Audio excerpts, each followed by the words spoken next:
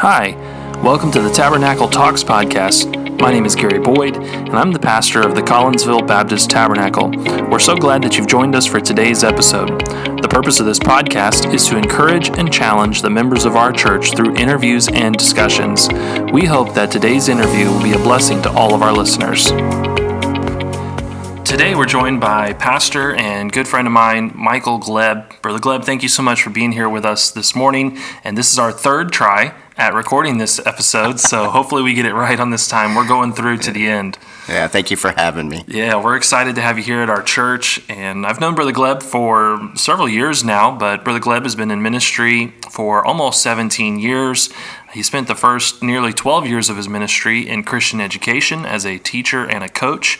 And then for the last 5 years, God has had Brother Gleb at Torrington, Wyoming, the Torrington Baptist Tabernacle, where he's been pastoring there in a small town, which gives us the theme for today's episode. We want to talk a little bit about what it's like to minister both as a pastor or even as a church member in a small town like Torrington. Mm-hmm. And of course, for myself, ministering here in Collinsville, we've got about 7,000 people, definitely not a large town, but we are connected to larger towns, so we get kind of the best of both worlds.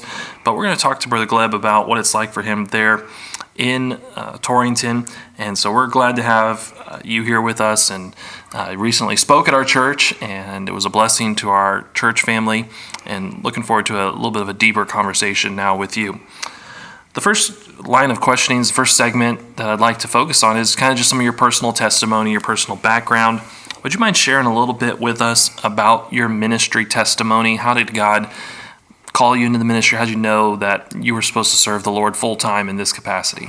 Well, I graduated from Crown College in 2003 and went into I worked for Walgreens as an assistant manager for 2 years, and that kind of got grind on me, but I wasn't for sure what the Lord was leading me down, so I just went in that area.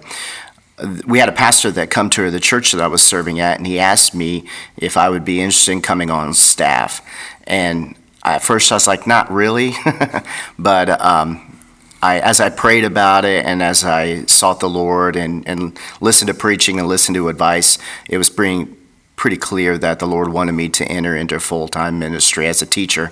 And so that's what I did. It was a blessing. And so after that, that's where we first met, was my second ministry there in Fairfax, Virginia. And I remember pulling on the parking lot there, and you were the first one that I met in a U-Haul on my truck, and you helped me unhook my truck from the U-Haul, and it was a great time. And I loved it. I loved teaching, and I loved coaching. I coached basketball for that entire time, both boys and girls, boys up in Virginia and girls in South Carolina. But then the Lord in 2013, as a matter of fact, when I first got to Fairfax, was leading me to a greater call, and that was into the pastorate, and I didn't understand it. I was like, I all of a sudden had this desire and to preach and to pastor, and so I talked to the pastor there at the time, and we counseled through some things, and I answered that call. But I stayed on at Fairfax for about 4 years after that, just got the training, and you were a big part of that training, and especially during the summers, you were like my boss, so it was great. So Gleb served as an intern for 3 summers with us, and that's right. Got to do all the fun things that interns do. Don't know how much of a help that was, but no, it was great. Fun. Looking back on that, it was some of the times that I remember more than anything was serving those internship in the summertime at Fairfax Baptist Temple.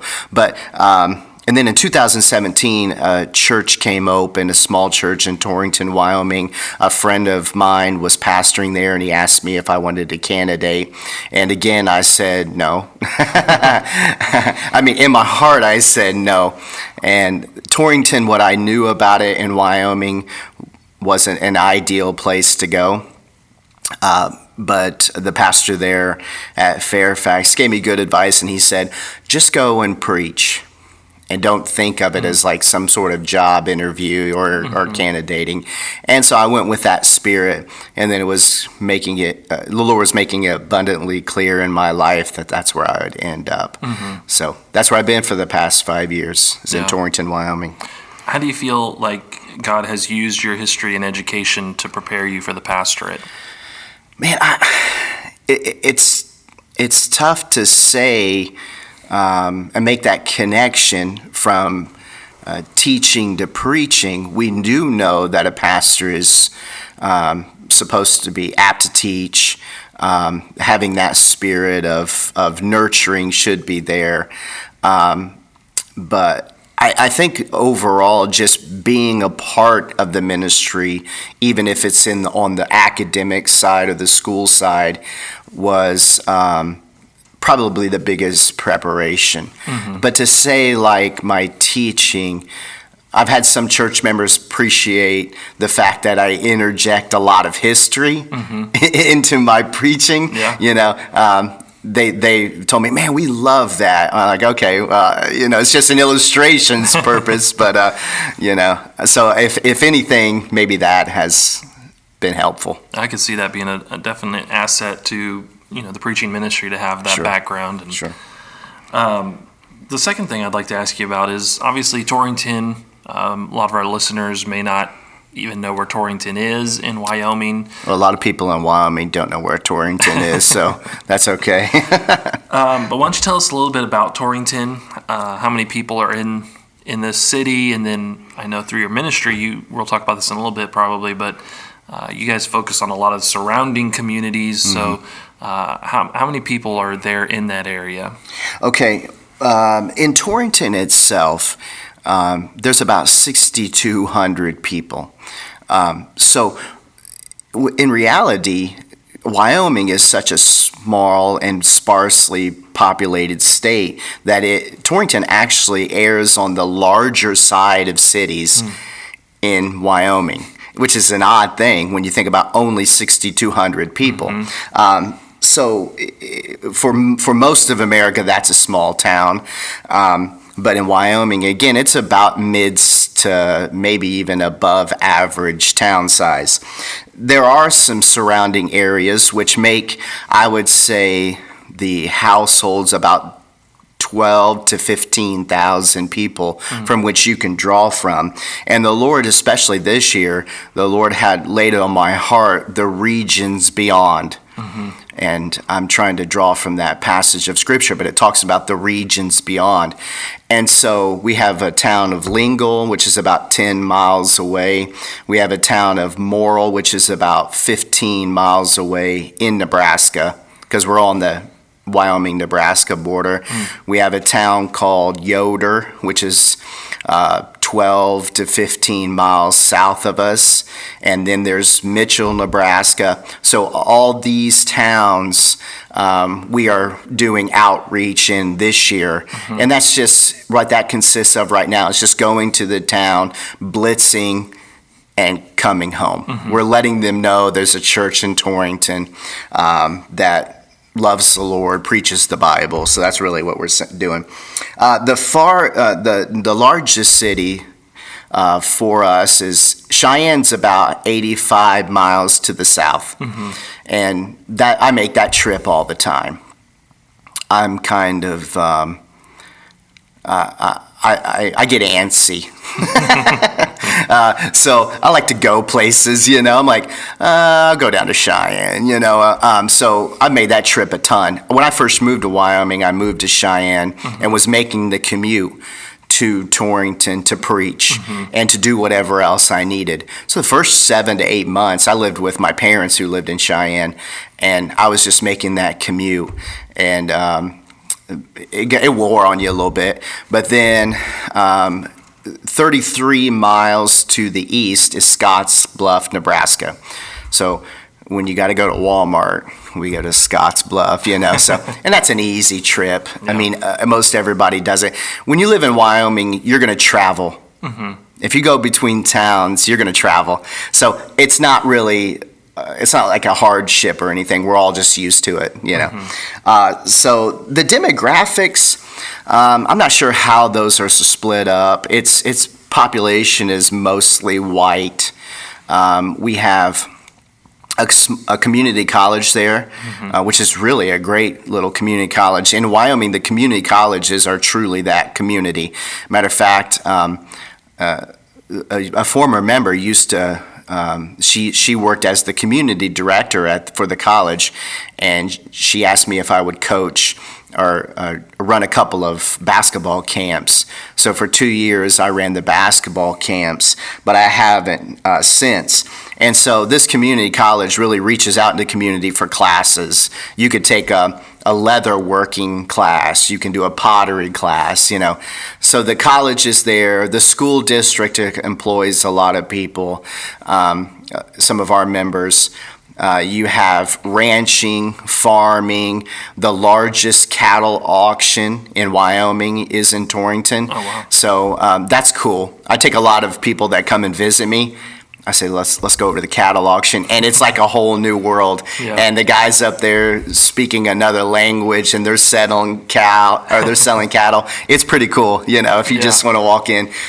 So if you ever come, I'll take you to the cattle auction. Sounds good. But then you have feed yards, and again, a lot of agricultural. Western Sugar is a plant that's kind of slowly going out of business, but they employed a lot of people for a while. But that's sort of the That sounds economic. like the kind of place probably a lot of our church members here would feel quite at home in. Yeah. We have a lot of ranchers and folks with farms and that kind of thing. And, Right. And so that's neat to hear about. You're not the only church in town. No. Are there a lot of churches in Torrington?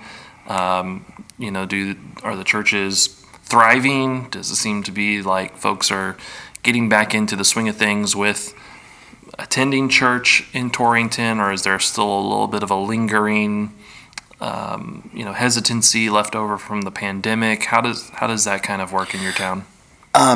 Okay, look, as far as the effects of the pandemic, we didn't, being an isolated Wyoming town, especially let's just say a conservative town, we were out for 8 weeks, and then we came back, and there really was no lingering effect. We had some families that didn't come back to church, but they really were faithful for a time, but didn't really establish themselves as staying. So some of that was they were not really a part anyway. I love them, and I hope and pray that they're in a good, solid church. I try to keep communication with some of them, but after a while, it just goes away.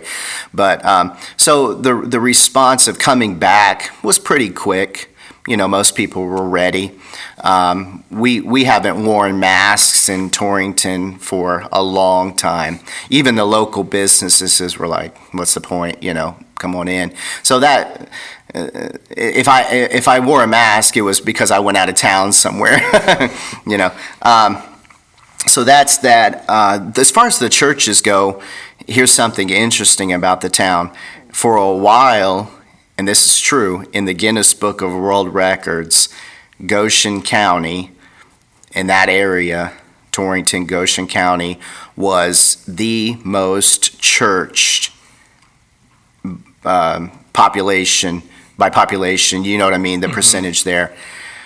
And you can still, there's a ton of churches. Now, I use the word church very loosely, of course, and I have told my people time and time again, just because you slap church on the side of a building doesn't make it a church.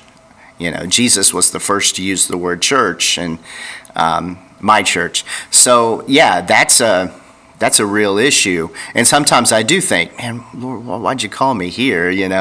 There's just so many options. And then you're also battling sort of the independency of the mindset there in the area. So you not only have to battle that, but then you have to battle options. and then you have to battle truth, and then you have to battle this sort of array of programs. So there's layers, and I'm just trusting the Lord in His timing. If the Lord's going to bless our church and it's going to grow, maybe our time is not yet, and we're just establishing a reputation there. So, but yeah, small town ministry is fun. Speaking of small town ministry, what are some of the unique challenges that you have faced pastoring in a small town? What do you do for fellowship, your church's reputation? What was it like for you coming in and trying to assimilate in a small town? I'm sure you mentioned some members that have left. They probably haven't left the area. How do you deal with former members still in town? And then lastly, and we can kind of deal with this separately if you'd like, but some of our listeners may know, but for the last for all your life, you've been a single man. Right. And thankfully, God has brought someone into your life, and you're scheduled to get married. Thankfully. Maybe before this podcast comes out. Yeah, not too long. But what has it been like also for you pastoring as a single man? So a lot to unpack there. Feel free to deal with those in whatever order you'd like. Well, the fellowship with our church, what I've noticed about our church is we are a fellowshipping church. I preach and what I have to say, and then I wrap it up and I'm done. And then the people stick around for another 45 minutes afterwards. I'm like, sometimes I walk in there and I say, man, I should have preached longer. But I'm thankful that there's that tight-knitness there with our church, that they like being around each other. They like sticking around. I was, after Sunday night service, this past Sunday night, they all wanted to go get ice cream. And I said, oh, yeah. And I had to run to Denver. So I was like, oh yeah, you guys do that when I want to leave, and they got a big kick out of that. And but the fellowship. Now, when I moved from Fairfax, Virginia, and you're familiar with that ministry there, and larger ministry, and with a busy calendar, friends, just on the go constantly, to moving from there to crickets, small town, it's silent. And then I moved. Actually, my first winter was one of the hardest times of my life. That first winter, because it's cold, it's dark at 5. It was seriously depressing. And I noticed, I was like, I'm legitimately depressed. Like this is hard. And there wasn't the things to do. There wasn't the things to get your mind past some things, and it was the constant, you're battling that. And it was very strange and different. Now, since then, that's because of just the busyness of life and ministry. Those things have passed and you get used to it a little bit. But it was tough for me to move there, and I was telling you this the other day. I was like, the happiest day was Sunday. Because I'm around people. And then there was some aspects of it that was not good, because Satan. I noticed after Sunday night, Satan would attack me, and I had to remember that. And like, he got on me. Oh, you're terrible at this. You shouldn't be doing this. And then the flesh and the insecurity and all that stuff. So, now, to be fair, moving from the DC area to anywhere in the country. Yeah, that would have been a significant drop-off in the activity. But exactly. Then to heighten that by going to a place like Wyoming, where the drop-off is even more significant. Yes. That would be a hard transition to make. Yeah. I wasn't moving to Cheyenne, or I wasn't moving to Casper, which is our larger areas. I was moving to Torrington. And it was kind of tough, but I felt like that was where the Lord wanted me. And one of the things about me that I've been able to do most of my life is adapt just about anywhere I go. And it just took some time. It took some time. But what about fellowship with other pastors? Are there any other men in nearby areas that you're able to connect with? I've made it sort of a point to, because I knew the culture of Wyoming. The culture of Wyoming is independent from each other, very, and then the length of travel. I have made a determination. Honestly, I'm not trying to build myself up, but I've made a determination to get to know as many pastors in my region as possible. So 2 things I do is I've been writing pastors, And then every Sunday morning in our men's prayer, I pray for pastors by name in our region. Now, most of it's quick, but I pray for them, and just as they take the pulpit, I'm taking the pulpit. We're in the same area, we're in the same region, we're battling a lot of the same problems. And so because of that, and then I write letters to them, and because of that, I've been able to really establish some. And there's only one other independent Baptist church in Torrington, and he's a great guy. And he's a little different. He's just a calmer demeanor than me, and he's experienced. And but I mean, immediately when I moved there, I called him. No, actually, I didn't. I went to his church, and there was nobody in there.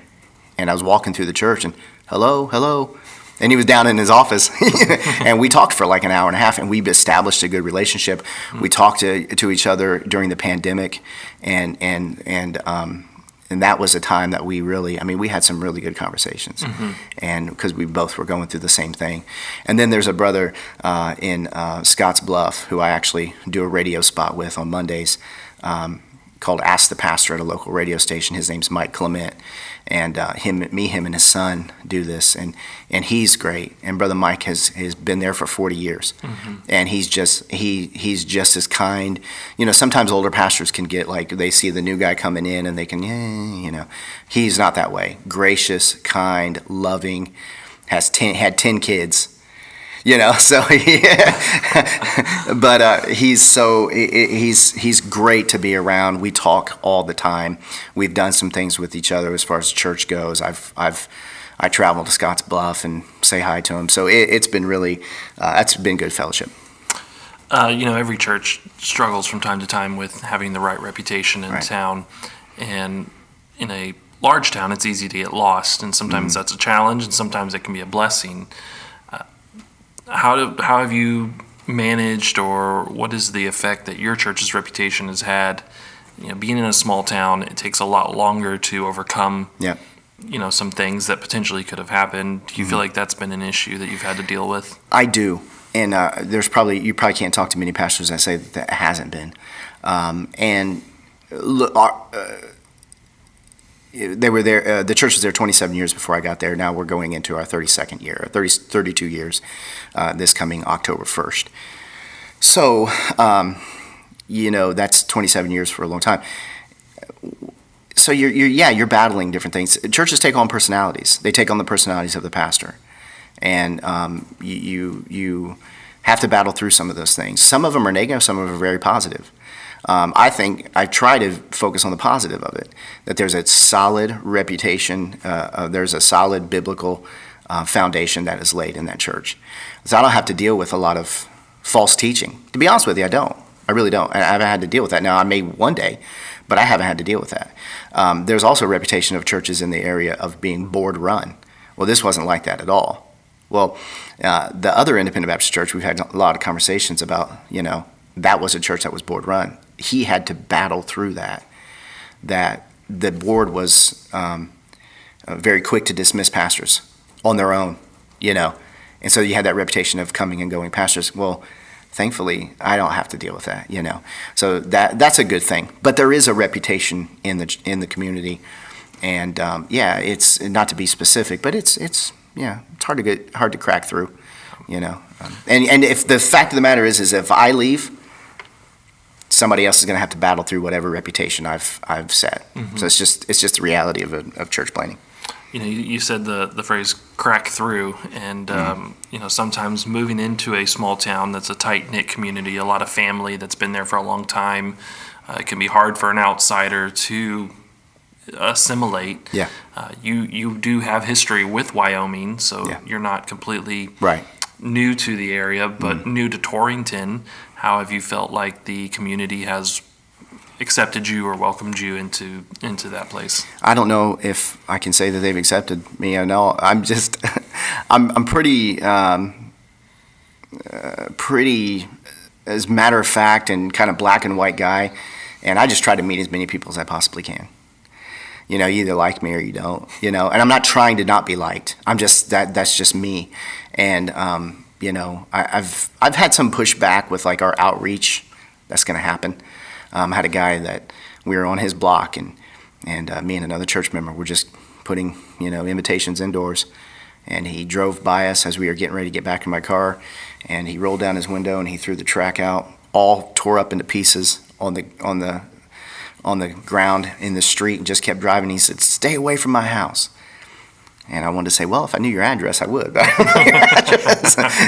And so, but I did kind of surmise and kind of break it down. I realized he lives like 2 houses down from me. Wow. It was interesting. And so I picked up the track and I said, okay, I'll try to keep that in mind. And I have. And, I don't want to make anybody upset. But again, I feel like I can adapt anywhere I go. And I meet people. I give my card out constantly. I give our church invitation out constantly wherever I'm at. And I don't know. I don't feel like that's been a mountain that I've had to like really seriously climb. I just am who I am, and move on from there. I don't know if you wanted to skip on to the pastoring as a single man. That's probably yeah. Sure. So yeah, that's been when I was called to preach, I was like, well, Lord, I'm single. What am I doing here? And maybe, looking back on it, maybe the ministry there in Torrington was almost tailor-made for that. The Lord knew that. And, there's some people that don't think that, a single man should pastor. And I definitely understand that, the help that can come along with having a wife and the sort of blind spots that people, develop over time, especially my age. And so thankfully the Lord has brought a young lady into my life, and it was a unique meeting, and the whole thing has been unique. But we've been dating now for a year and a half, and talking almost 2 years to the date almost. And so when I first saw her, and so we're getting married next month, Amen. August the 20th, and so it depends on when this will air, I could be. And so it's been fun. There's something that comes to mind here, and I don't know if this is, maybe I shouldn't make light of this, but the idea of being blissfully unaware, Mm-hmm. Everybody keeps telling me, when you get your wife, you'll start knowing things that are going on, and I'm like, I don't know if I want to know all the things that are going on, I can just preach and, help people, and but no, I know that's not a really good solution for long-term ministry, but I'm excited about it, and she's excited to move. She's from Mississippi. She's a Mississippi girl, so she's got a little bit of a fondness for the snow. And I said, okay, yeah, just wait one winter, and then that'll go away. Yeah, that'll go away. When it's dark and seriously cold, and the snow is there, and it's tough. But as a single man, the church has been really helpful in understanding in those things, and I'm looking forward to a new sort of chapter. Well, having known you for several years now, I'm super excited for you that God, Thank you. Yeah. Has brought this, to pass for you. Yeah. And, can't wait to see what the Lord's going to do through y'all's ministry together. I told a group of pastors, I'm sorry to interrupt you. I told a group of pastors not too long ago. I said, after, when you're in your 20s and maybe early 30s, it's kind of like, it's the mysteriousness around why he's not, not married. At my age now, it's just people rolling their eyes, and they're like, "Dude, just settle down," So now I'm there. I'm into that season of life. So, what are some areas where your church has had success in reaching your community? And I know just from visiting with you beforehand, there's been some ups and downs, mm-hmm. And just kind of help us understand what are some things that have worked. I was looking at your church calendar, and you'd already kind of mentioned, maybe you want to say more about the gospel days mm-hmm. at the different surrounding towns. Yeah. Sounds like you're doing a lot of, leafleting. Mm-hmm. Yeah, there's mainly a leafletting going on. And I'll say this, as far as success goes, I think when we follow the Lord, that's success. Mm-hmm. Now, I can't tell you that, that person is here. Matter of fact, there's nobody. That person's here because we've been leafletting. We've been getting the gospel out. All I know is to obey him in that area. And I feel like that the Lord is leading us. We have an influx of Mormonism too. So with that comes their evangelism. their proselytization, I think is probably a better word, in that community, and they're used to that. So we don't knock on doors, we put invitations in. And so there are some things that I'm like, okay, let me look at this. So even this year, concentrating on the regions beyond, we call it Gospel Days, and all it is leafletting into another community. But I am looking at other things to do. You and I talked about this last night. Getting involved in the community. We have a parade day in August. That is, the whole town comes out for down Main Street. It's a big deal. Parade day is a big deal. To have a float or something like that in it. There's a Christmas parade. There's the county fair. There's other avenues. And I'm just trying to understand some of those things that can help us to get the message out. We have 8 acres of land. I've thought about a community day where we have the bouncy houses and the things and that's a big jump for a church that is only about 25 to 30 on a good day, But we have the property to do so. We have the things, and we're in the process of praying about a fellowship hall because we need the space. I think sometimes a church is defined by the space that it's in, and we have a small space.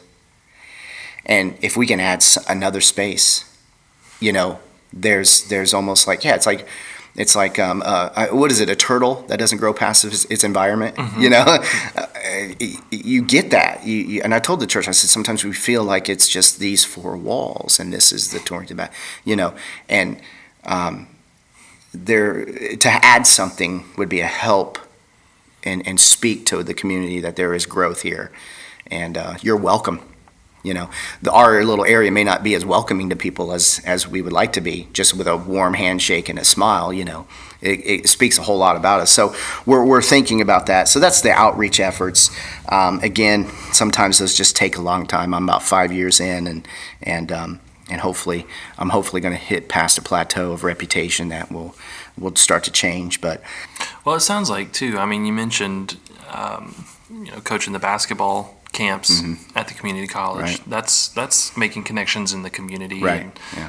Last night we were talking, visiting, reconnecting, and you were talking about going to the different local businesses, restaurants, coffee shops, and just getting to know people and making those connections. And I mean, it sounds like you're involved in those things. And just kind of waiting on the Lord to give the increase. Yeah, it's just being out and about in the community, and not like I said, sitting at a local coffee shop for a few hours on a Tuesday morning and just reading the Bible and reading other books and just kind of working through the calendar and just kind of making the presence known, and then leaving a gospel track on the table as I leave, or talking to the baristas, I guess you can call them that. Even in Torrington, we have baristas.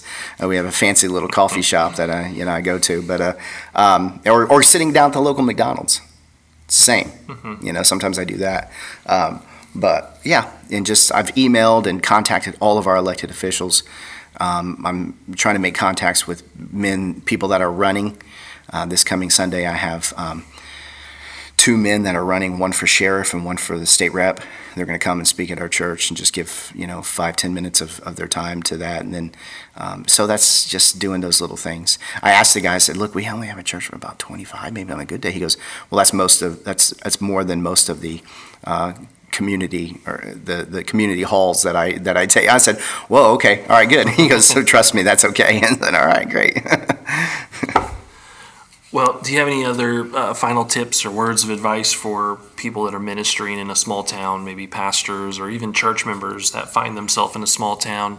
Any words of advice or encouragement? I don't know if this is like specific to a small town, but the old adage is, people don't care how much you know until they know how much you care. And especially in a small town, you're going to have to establish relationships. Just going out and giving the gospel and doing sort of like this prepackaged way of doing ministry is not always going to be the way to go. It's a good start. It's a great start. It's the biblical start, to be honest with you. But man, don't be afraid to just get to know people. Take your office one day and go to McDonald's. do the office. If you're not bivocational, go to McDonald's and grab your Bible and your iPad and do work there, or make every business. And that's another thing too, is like I've wanted to do business locally, so they all know. Now sometimes the local business is expensive, but it's establishing relationships again, and so that's the main thing. And that's not unique. It's not unique advice. I think every pastor would probably tell you that. But when we look back at some of those that have left and stayed in the area, now they don't move. People don't move from Torrington. They were born there, they stay there. So sometimes that is, and in that regard, I've get to know all the other pastors in the region. And establish some sort of ethical boundaries for them. Like, I've got church members that used to be church members that are going to other places, and the pastors and I have talked about it. And those people, they may not have left right at my church, but they need a place to worship, and so I'm fine with that. Yeah, And I don't talk them down talk down about them. Just let them. We're going to spend eternity together, so let's, So, just establish that, and you're going to have people say things about you, and just get tough skin pretty quick. Mm-hmm. Well, Brother Gleb, I've really enjoyed getting to spend this time talking and hearing more about the ministry that God has given you there. We're excited for you and, the future that's coming, both in your ministry and in your personal life. Yeah. Just trust that God will keep his hand of blessing on you and your church. Thank you. But thanks for being with us and taking the time to talk to us today. Thank you for having me. We would like to thank all of our listeners for joining us today. To the members of our church, we hope to see you in a service soon. If you're not a member of our church and you are ever in the Tulsa area, we hope that you'll come by and see us. If you'd like to know more about our ministry, you can find us online. We are on Facebook and Instagram, and our website is cbtchurch.com. If you enjoyed this interview, you can help us out by liking and subscribing using your preferred podcast provider. Thanks again. We hope that you have a blessed day.